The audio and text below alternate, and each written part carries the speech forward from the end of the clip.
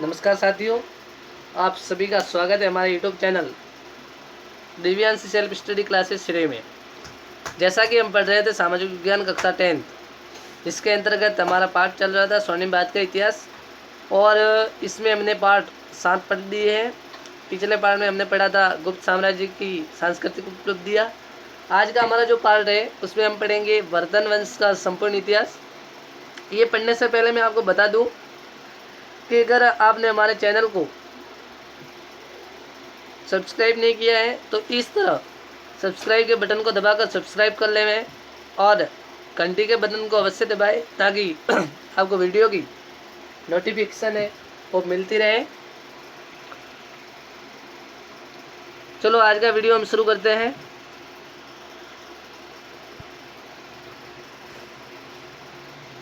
देखिए, वर्धन वंश को ही पुष्यभूति वंश भी कहा जाता है। ठीक है,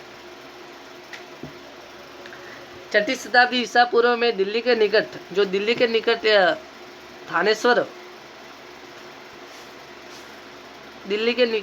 थानेश्वर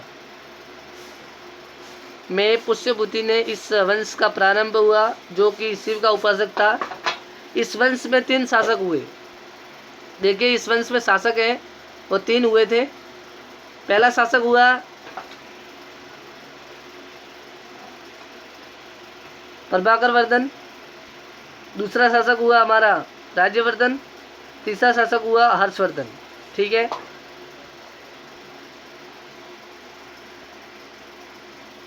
प्रभाकर वर्धन की मृत्यु के बाद उसका बड़ा पुत्र राज्यवर्धन सिंहासन पर बैठा, किंतु राज्याभिषेक के कुछ ही समय बाद उनको युद्धों में उलझना पड़ा, जिनमें उनका युद्ध बंगाल के शासक शशांक के द्वारा उनकी है वो हत्या कर दी गई।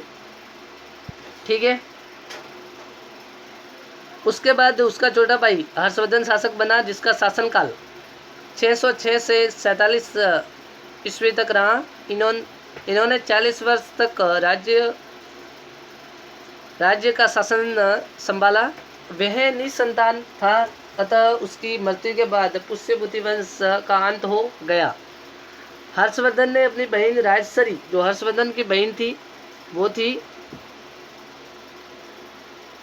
राजश्री। ठीक है, ये भी प्रश्न पूछा गया है।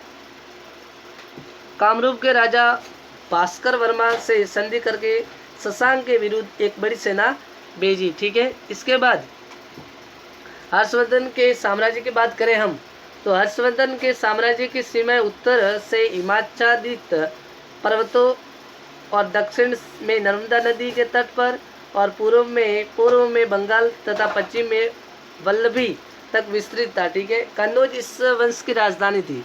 इस वंश की जो राजधानी थी वो थी कन्नौज। ठीक है, हर्षवर्धन ने जो उपाधि धारण की थी वो की थी महाराजा धीराज की उपाधि इन्होंने धारण की थी। ठीक है, वह शिव और सूर्य का उपासक था।